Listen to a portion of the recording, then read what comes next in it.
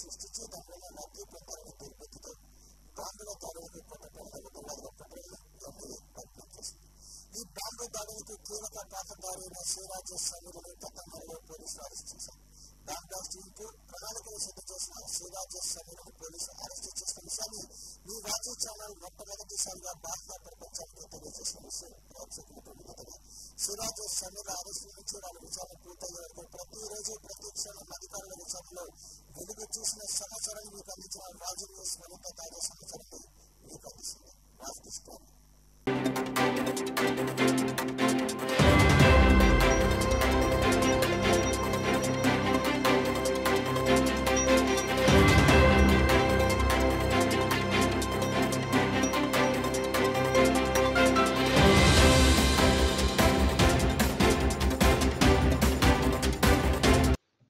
భారతదేశాన్ని ఇస్లామిక్ దేశంగా చూడాలని ఉగ్రవాద భావజాలంతో దేశంలో పలు ప్రధాన పట్టణాలలో బాంబు పేలులకు కుట్రపడిన సిరాజు సమీర్లను ఎన్ఐఏ కేంద్ర నిఘా సంస్థ మే 16న రాత్రి 11:30 సమయంలో స్థానిక టూటౌన్ పోలీసుల సహకారంతో అరెస్టు చేశారు.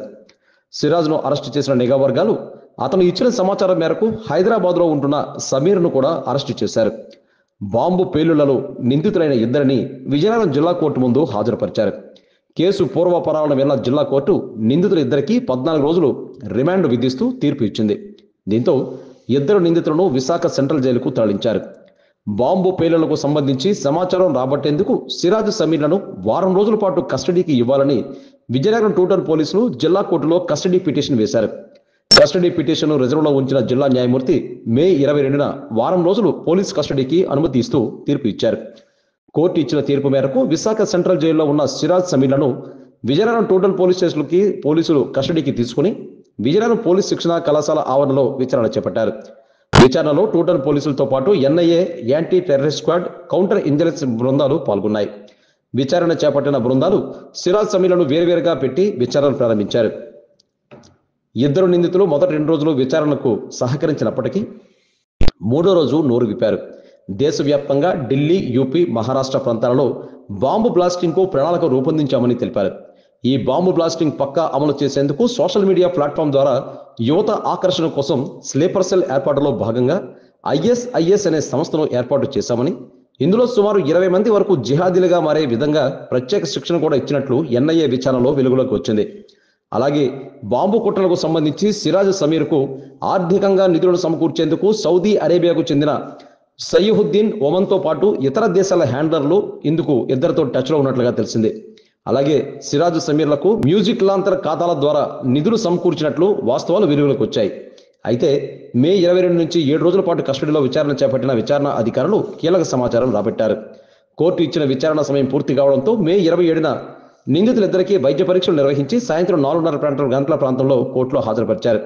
నిందితులను పరిశీలించిన జిల్లా జడ్జి రిమాండ్లో భాగంగా సిరాజ్ సమీర్లను విశాఖ సెంట్రల్ జైల్లో రిమాండ్కు తరలించారు. అయితే మొదట ఇచ్చిన 14 రోజుల రిమాండ్ సమయం పూర్తి కావడంతో మరో 14 రోజుల రిమాండ్ పొడిగిస్తూ కోర్టు తీర్పు ఇచ్చింది. దీంతో సిరాజ్ సమీర్లు 28 రోజుల పాటు విశాఖ సెంట్రల్ జైల్లో రిమాండ్లో ఉన్నారు. కోర్టు ఇచ్చిన 28 రోజుల రిమాండ్ సమయం జూన్ 12 అంటే ఈ రోజుతో ముగిసింది. రిమాండ్ సమయం ముగియడంతో ఇప్పటికే సిరాజ్ సమీర్లు ఇచ్చిన సమాచారం మేరకు వరంగల్లో ఉన్న ఫర్హాన్ మొహియుద్దీన్, కాజీపేటకు చెందిన మరో యువకుడితో పాటు సిరాజ్ సూచన మేరకు ఇతర రాష్ట్రాల్లో ఫర్హాన్ ఎవరిని కలిశాడు అనే కీలక సమాచారం ఎన్ఐఏ బృందం రాబట్టింది.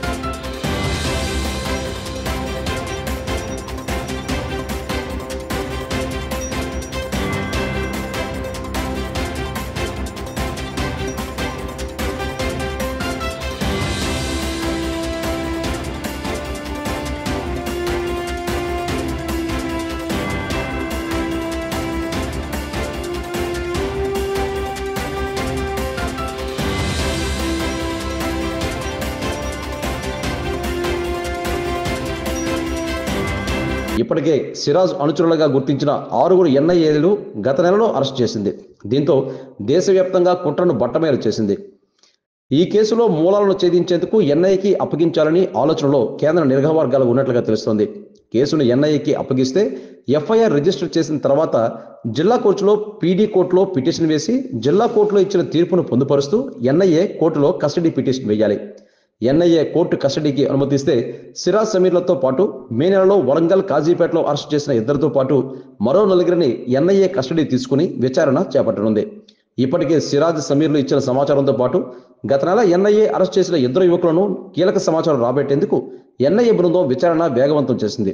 అందులో భాగంగా సిరాజ్ సమీర్లను ఎన్ఐఏ కోర్టు కస్టడీకి ఇస్తే బాంబు పేలుడు కుట్రలకు పాల్పడిన వారిని హైదరాబాద్ లేదా ముంబైకి తీసుకుని వెళ్లి విచారణ వేగవంతం చేసే పనిలో ఎన్ఐఏ ఉన్నట్లుగా విశ్వసనీయ వర్గాల నుంచి వస్తున్న సమాచారం.